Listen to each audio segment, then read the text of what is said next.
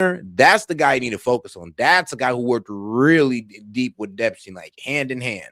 All right, man. Let's get over to our guy, Hakeem Jeffries. Good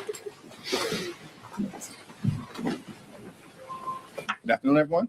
Good afternoon. Notwithstanding what Donald Trump continues to say, the affordability crisis in America is very real. It is a clear and present danger to the economic well-being of working class Americans, middle class Americans, and everyday Americans. Donald Trump and Republicans have failed the country when it comes to the economy. Republicans promised that they were going to lower the high cost of living on day one of Donald Trump's presidency. I'm crying. I mean, bro, if you're really gonna be over exaggerate like that, like, come on, bro, don't be childish.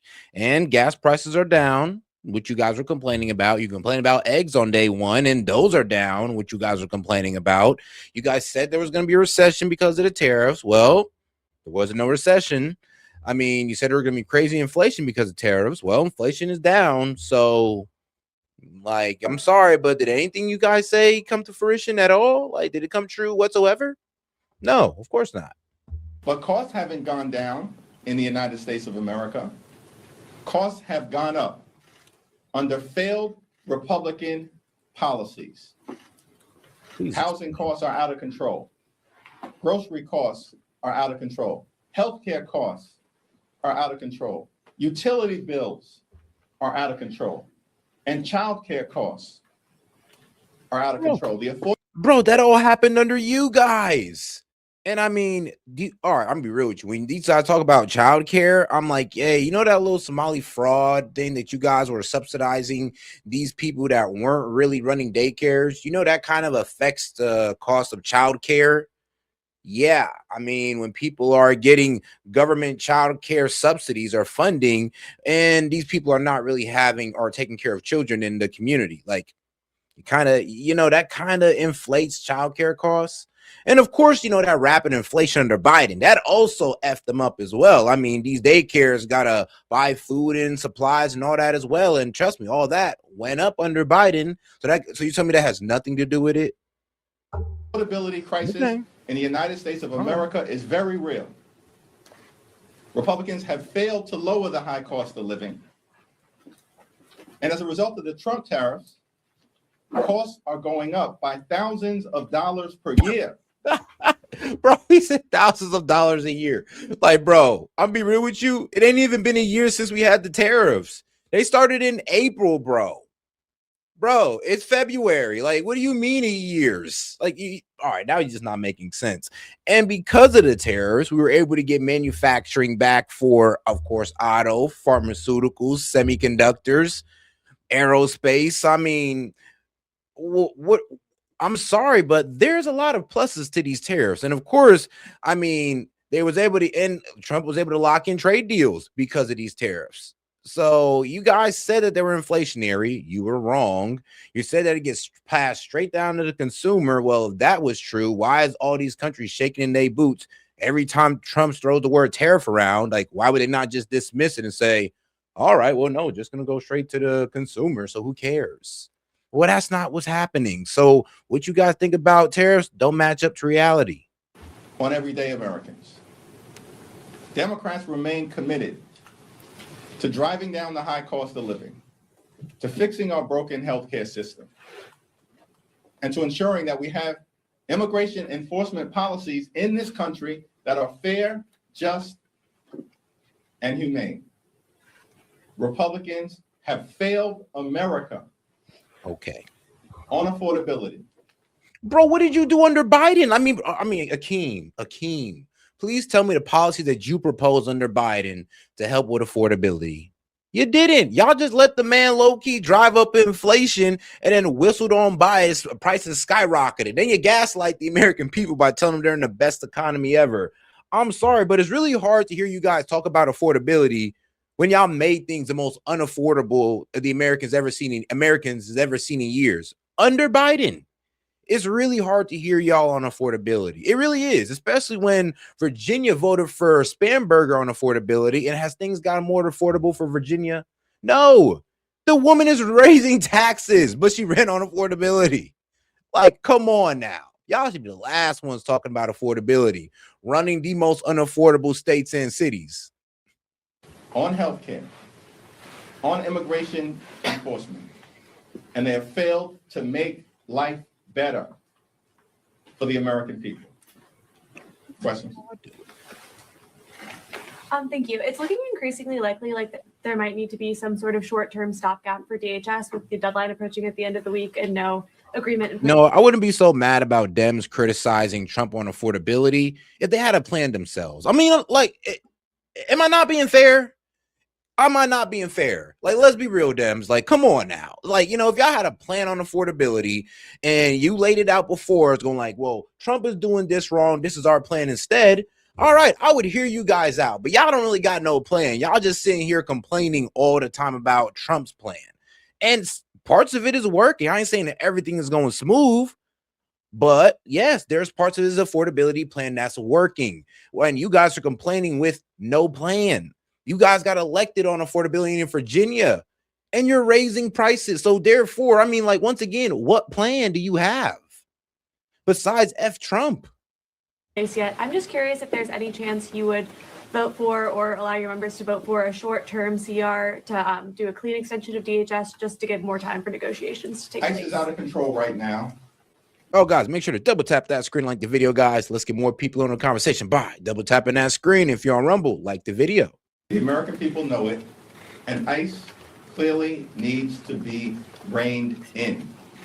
Taxpayer dollars should be used to make life more affordable for everyday Americans, not brutalize and kill American citizens.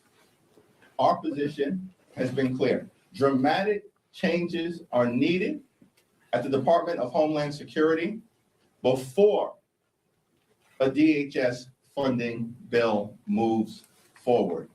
Period. Full stop. Thank you, Mr. Leader. As these negotiations are happening, the Homeland Security Committee will hold an oversight hearing tomorrow where they'll hear from the heads of ICE, CBP, and USCIS. What do you think the heads of these agencies need to say to the American people to, I guess, communicate that they understand the gravity of your demands, the gravity of the moment? You all say that ICE needs to be reined in. You have very, very obvious concerns about what's happening in terms of the president's immigration policies. What do you need to hear from some of his administration officials tomorrow at this hearing to let you know that your message is getting through, at least for the administration? And remember, guys, that they're trying to go after ICE, but they can't because due to the big beautiful bill, ICE funding has been approved all through 2026. So even if there was a shutdown DHS, well, sadly, it wouldn't have worked because ICE would be funded. But they said, but for some reason, they want to punish the other departments in DHS that have nothing to do with ICE operations because they can't affect ICE. It's childish, but this is their plan. Donald Trump and the administration promised that their immigration enforcement policies were going to target violent felons. They lied. Whoa. See, that's what I'm saying. No, there was no lie. Trump said we're going after undocumented immigrants and especially the ones that are violent felons. He didn't just say, oh, we're going after the undocumented immigrants that have felonies only. He never said that. So I'm not even sure why Hakeem Jeffries is acting like he said that. That's not what he said. That was never the message. He said, look, if you are here undocumented, you got to go. It is what it is. We got to clean up our streets when it comes to these undocumented immigrants. We got to clean up the labor market when it comes to these undocumented immigrants. It is what it is. To the American people. The Trump administration is not targeting violent felons. They're targeting American citizens, communities throughout this country, and law-abiding immigrant families. The American people know that ICE is completely and totally out of control. They've gone too far and need to be reined. No, the protesters have gone too far. I mean, y'all just need to go out there and let our local police and everything will be good. At the hearing this week, Trump administration officials should apologize to the American people for using their taxpayer dollars to unleash wicked brutality on the American people, and in some cases, kill them in cold blood, like Renee Nicole Good and Alex Preddy. The administration also needs to commit to the dramatic changes that Democrats have forcefully put on the table, including but not limited to mandatory body cameras, judicial warrant requirements, no masks. Now, look, first off, no, they're going to wear those masks because you're not going to dox these people and harass their family members. I mean, look, bro, the whole Don Lemon situation is like case in point. They found out that an ICE officer was pastor, or he went to this church, and they went there and harassed the churchgoers. So there's my case in point on why these ICE officers need to wear masks. Now, body cams, I agree with that, actually. No, let them wear body cams, please. And then, of course, when the administrative warrants they need judicial warrants, that's just a way of being able to block them from being able to grab these guys out of the houses. Because if you actually look at the reasonings of bringing up an administrative warrant, the only way they can bring up an administrative warrant is if there's a final order of removal for that person. That's the only reasons why they can go in on administrative warrant, if there's a final order of removal. So there you go. There is requirements to get that administrative warrant. That is quite fair. And into Shoot, it's fair to me. Shit, I'll be real with you. It's fair to me. I don't know about you, but personally, it's fair to me. I ain't gonna speak for you, but shout out to the Kraken for the torch for 200 joules. Appreciate the support, my man. Oh, and shoot, shout out for starting us off on the support. Appreciate you, my man. roving patrols that are brutalizing American communities. No racial profiling, no targeting of sensitive locations like schools, hospitals. I mean, bruh, it is what it is. Look, if illegal get hurt and they got to go to the hospital, we'll give them care and then we'll deport them. I mean, look, if they go into church, we'll let them praise the Lord and all that good stuff, and then we'll deport them. I mean, if they go into college for some reason, I don't know. Well, there is programs or funding options for undocumented immigrants to go to school. So it is a bit wild out here in the United States right now. But even then, as soon as you get off of your class, you're getting deported. I'm sorry. That's just the way it is. If you're undocumented, we just want, I know it sounds kind of effed up to say, but yeah, we do feel like you need to be deported, especially if you had years in the United States to get your paperwork together. Oh yeah, we really need you up out of here. Houses of worship and polling sites, and independent investigations to ensure that when ICE officials break the law, state and local officials can investigate them and prosecute anyone who has committed a crime in the United States of America. Mm-hmm. House and Senate Democrats have clearly transmitted to the American people and clearly transmitted to the White House and our colleagues in the House and the Senate the types of dramatic changes that need to occur at the Department of Homeland Security before funding bill moves forward this Friday, and we're still waiting to hear back from the White House, which shows to me that these extremists aren't serious about getting ICE under control. Thanks, Mr. Lee. Are y'all serious about providing like crowd control so the protesters aren't obstructing ICE? Are you guys serious about dismantling those ICE watchers like guys so they're not following and obstructing ICE? Like, are you guys serious? Like, let's be honest here, because it seems like you kind of like letting things get out of hand and then blaming ICE for everything. So now that the Epstein files are available at the Department of Justice unredacted, is there a strategy? Obviously, there are millions of files. Is there any coordination among Democrats for who is looking for what? And are you, or is anyone in leadership going to be taking advantage of that opportunity? Well, on this matter, where the American people in general and the survivors in particular are seeking full accountability and full transparency, Robert Garcia and the Oversight Democrats, along with Jamie Raskin and the Judiciary Committee Democrats, will continue to take the lead. The lead will also continue to be taken by the Democratic Women's Caucus, led by Teresa Ledger Fernandez, who has worked closely with the Epstein survivors throughout this Congress and will continue to do so. Thanks. Back. Thanks, Senator Jeffries. The House voted unanimously to strip out that provision the Senate put into the appropriations package that would allow senators to sue the government over Jack Smith's investigation and get money back.